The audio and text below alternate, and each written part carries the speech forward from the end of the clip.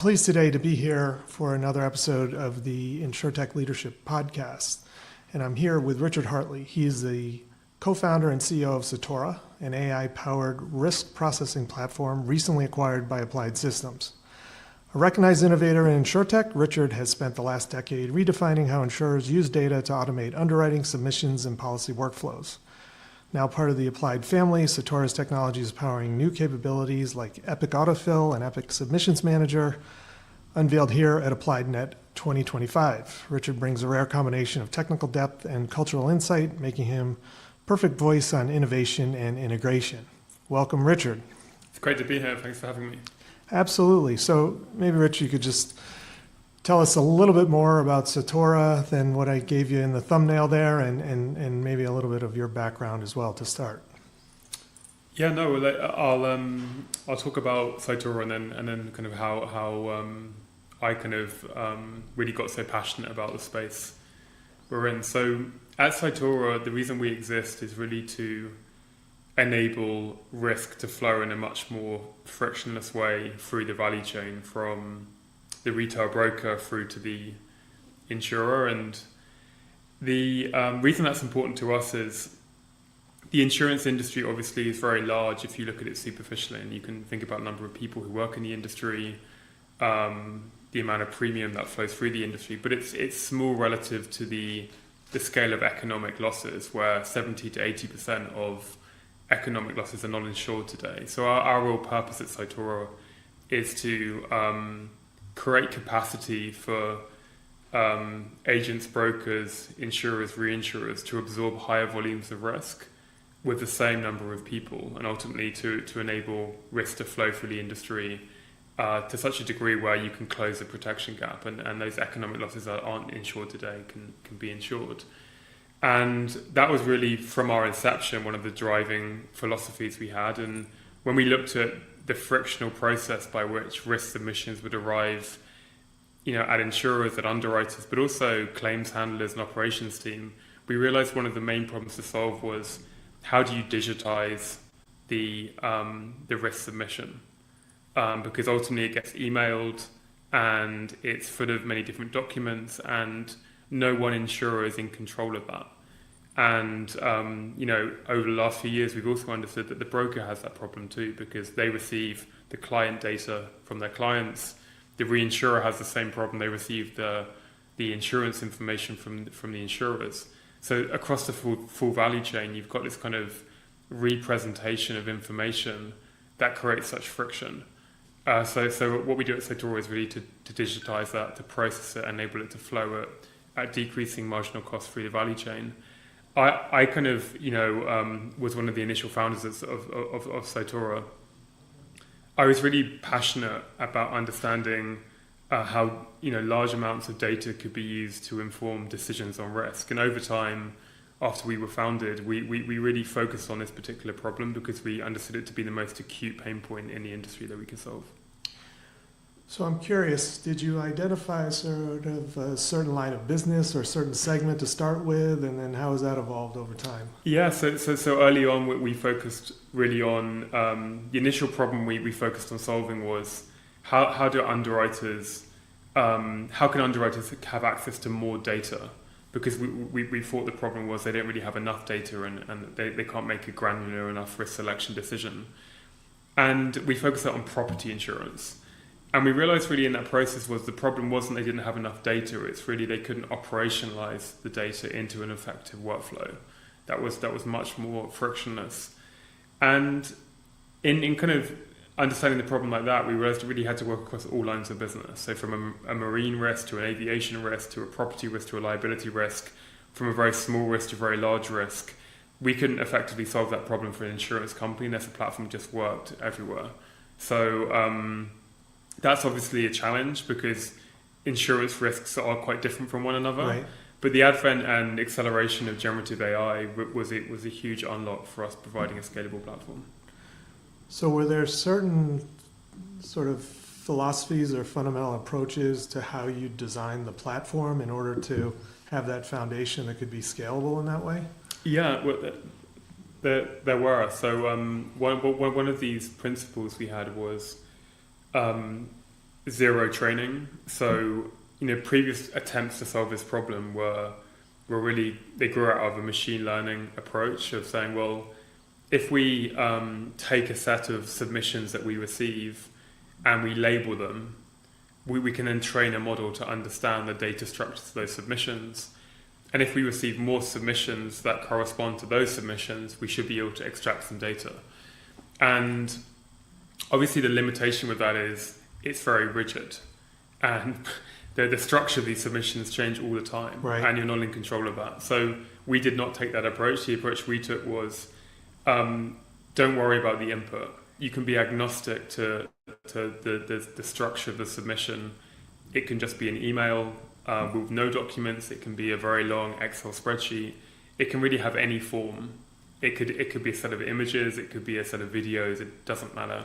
So be agnostic to the input because you can't control it, but define the output you want. Define your view of risk, we call that.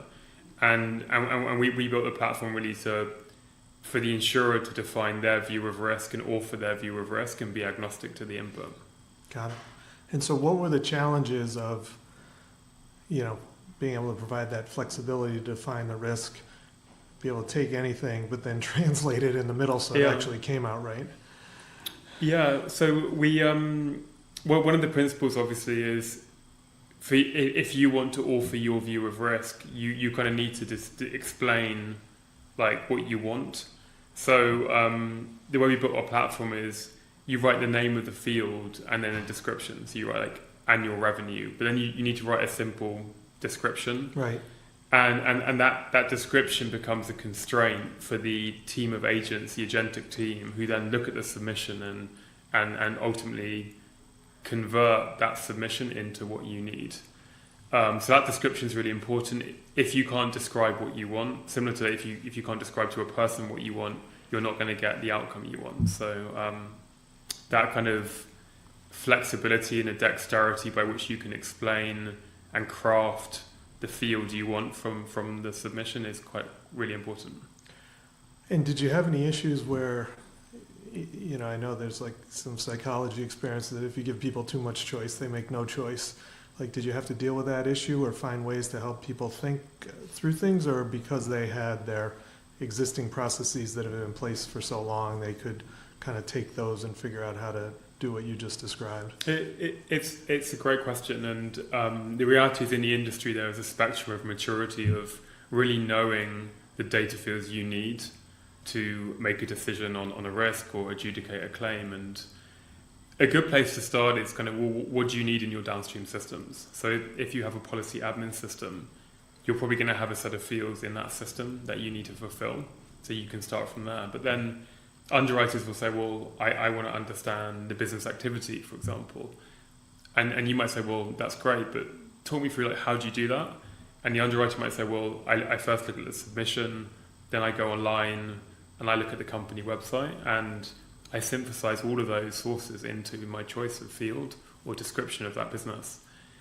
So we built the platform to emulate exactly that process. So in that field description I mentioned, you can say, check the submission first, then go online, look at the company website, but come back with a deterministic field that allows you to ultimately classify it in terms of a NAICS code.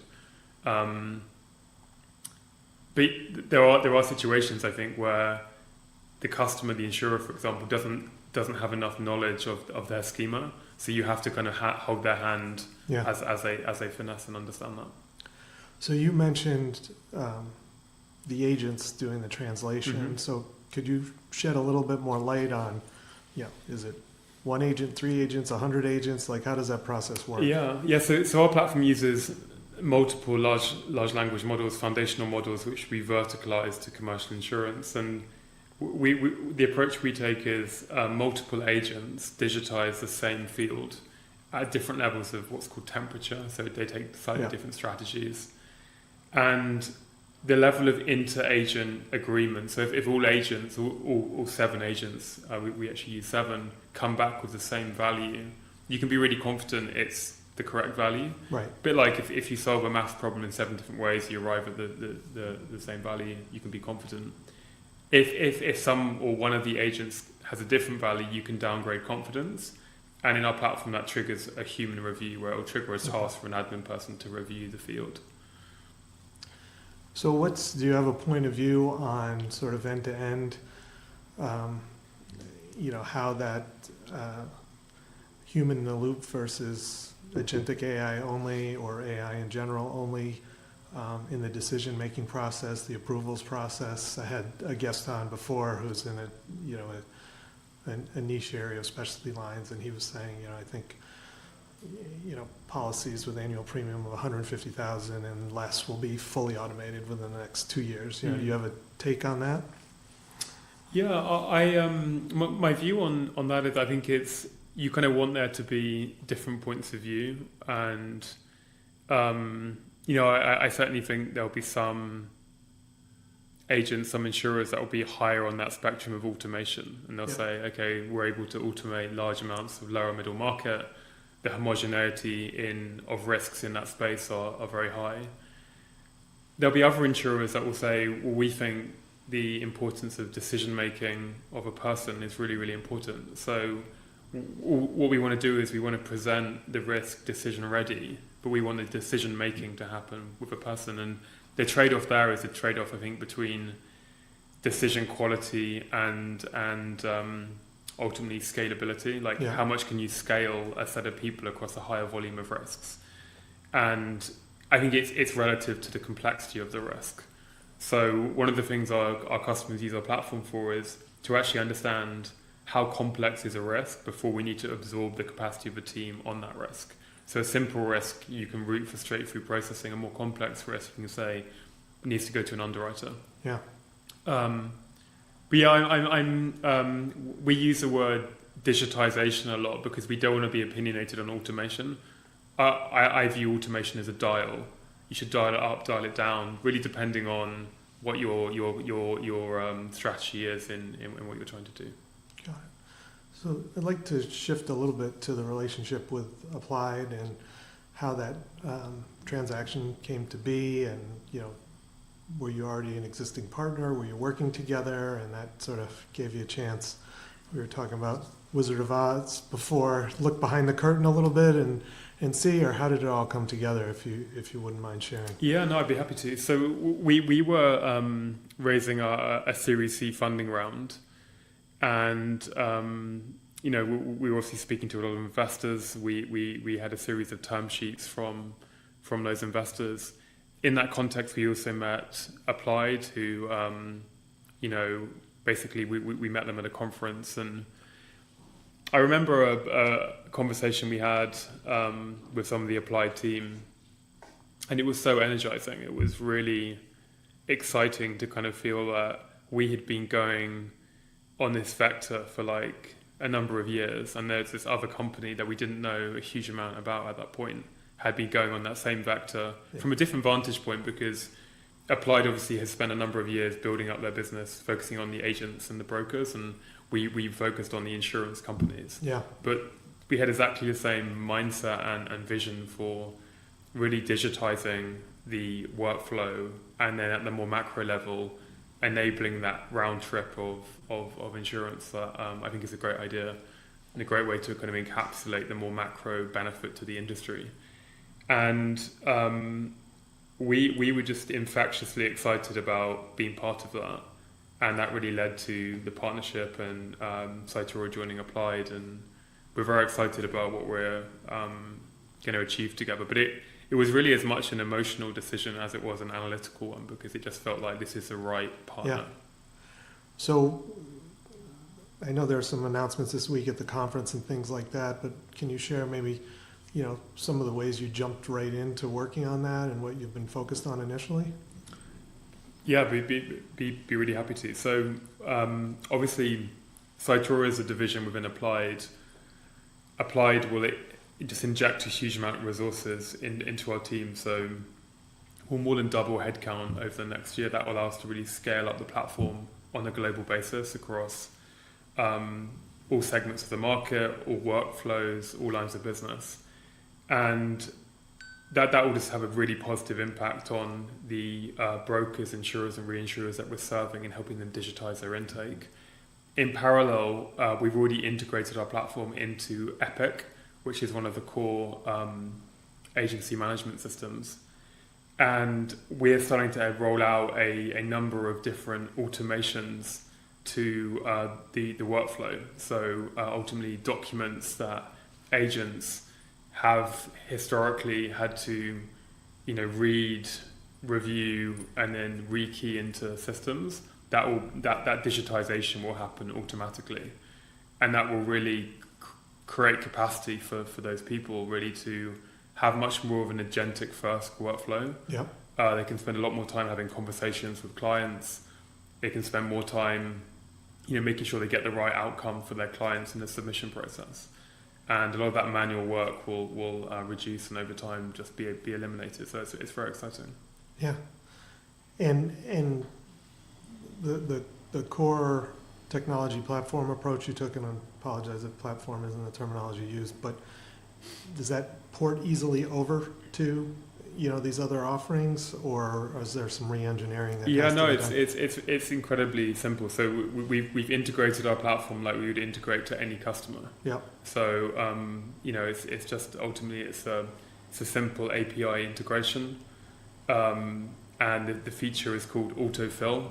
So when a document comes in, Cytora understands and digitizes it and then pre-populates that information in Epic. What we call our human review exception management console is also something that we can now embed in third-party applications. So that's now embedded in Applied. And this has happened in a number of weeks. Yeah. So one of the things I'm very kind of happy with is just we're very hands-on, just like let's build this right now. And for me, this vision of the digital round trip, it's really much more of a reality. We're actually embedding this right now into the agent workflow, and it's going to be really transformative. Anything else on the future product roadmap you'd like to share? Yeah, there's some really exciting updates coming. So one of the big ones is what we call transactions, and as we both know, an agent spends a lot of their time having a client conversation, and that's a kind of often a face-to-face conversation, trying to understand the nature of the client's business, what they're trying to achieve, the risks they have, the adequacy of their current insurance program. So the submission information which comes from that tends to be unstructured because it originates in this conversation. It's not just one point in time. We would call it a long-running transaction where you incrementally get more understanding about something. The corollary or consequence of that is the submission also tends not to be a single point in time. So there'll be many follow-ups and communications that all relate to the same objective. Transactions will unite together all of these disparate communications into an overall submission. So for the insurer using our platform, they might receive 4 or 5 communications. Cytora will link those together under the submission and then fulfill that schema. And that's going to drive much more efficiency in the process and lead to this more unified, holistic view of risk. Great. So again, another little shift here. Have you had kind of a consistent leadership philosophy from the beginning of founding the business through kind of now operating as a business unit in a larger organization, or have you had lessons learned along the way that's maybe transformed your leadership approach at all? Yeah, I've had to, I think, build and evolve my leadership approach because Cytora was pretty much my first job. So you have so much to learn. You make many mistakes. You're constantly kind of second guessing yourself and kind of thinking, how could I have done that better? So I try to have that kind of open mindset of constantly trying to learn through practice, and also to be vicarious and kind of try to learn through other people as well. I have to say, we've hired some great people at Cytora, and I've learned a lot from them, and I've tried to kind of understand what makes them effective, and then in some way take that back and in an authentic way see how does that feel when I take that approach. And I've really enjoyed learning these things from different people, and it's one thing I'm excited about with Applied. There's such a great group of people to learn from. I think for me personally, I've always tried just to show total commitment to what we're doing. So if something doesn't work as you expect, or you have to go backwards to go forwards, how can you remain optimistic about the future? So I've always tried to be the person who, even if factually, everything points to it's going to be hard, it's going to be difficult. Yeah. I always try and be, we're going to do this, like really optimistic, and also grounded that we have the force and the grit and the resolve to make this a success. So I've always tried to really root my leadership from that point of view of commitment and belief. And do you have a methodology, or did your team develop a methodology of finding other people with that same level of commitment? Yeah, we tried to be showing versus saying type organization. So obviously, if someone talks about what they would do, it can be different from what they do. Yeah. So I'm a big believer in kind of really try and evaluate people from what they do, how they behave, what they do in contexts that are difficult, the degree of integrity and honesty they have about making progress in their lives. And on top of that, I think a second aspect of our hiring approach is to hire people from radically different backgrounds who can complement one another. So my background, I did a degree in history, then political science. I didn't have any insurance background. The first job I had was in Shanghai. I was working for a tech company in Shanghai that was building core systems for insurance companies in the Asia Pacific. So I learned a bit about insurance in that role. Before university, I thought I would spend my kind of first 20 years being a ballet dancer. So I was really, passionate about classical ballet. So I've always thought if you hire the right people and they're passionate about the problem, they'll figure it out, and that's the principle we've had. Yeah. Any particularly tough challenge you overcame, or something like that you might share that again could be a lesson learned for others trying to go through the founder path or the startup path? Yeah, the lesson we had was, the first product we built was not the right product, and but it took us on the path to the right product. But when we realized that the problem was not the underwriter didn't have enough data, but it was more about how do you operationalize the data they have from many different sources into their workflow in an effective way. We had to pivot the whole company. This is at the beginning of COVID. We went from 80, 90 people to around 30 people. We had no idea what the product would be that we would build. And that was very difficult because you're having to kind of convince people that they should believe, but factually you don't have the evidence. And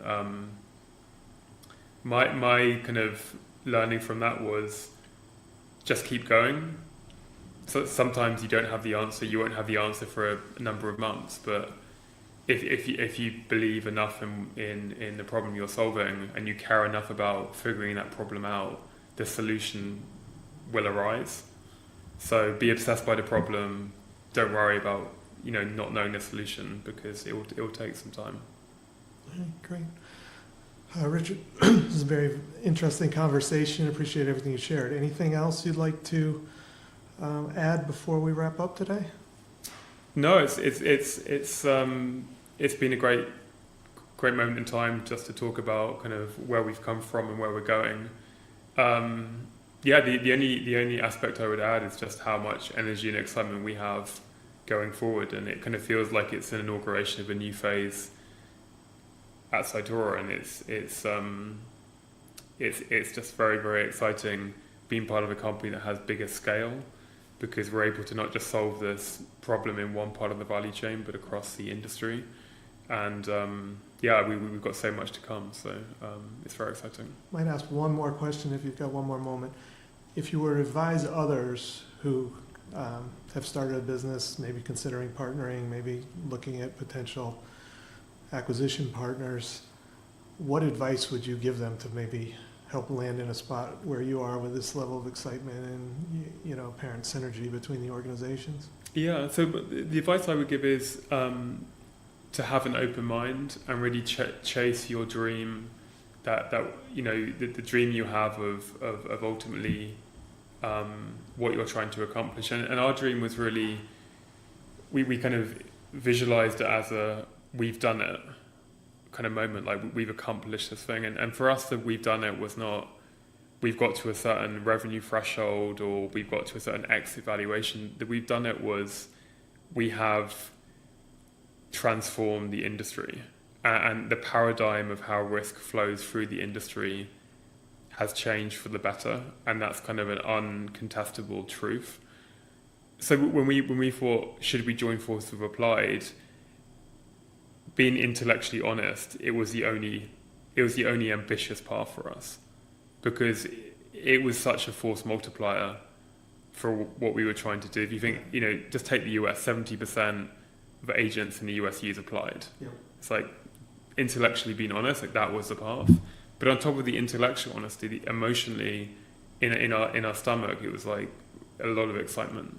So off the back of that, it was a very easy decision. So the advice would just be clear on what your motivation is. Our motivation was the scale of impact we wanted to have. So Applied as a vehicle to achieve that was a no-brainer. Yeah. All right, great. Well, Richard Hartley, CEO and co-founder of Cytora, an applied systems company. Thanks so much for joining me on the InsurTech Leadership Podcast. It's been great talking. Thank you.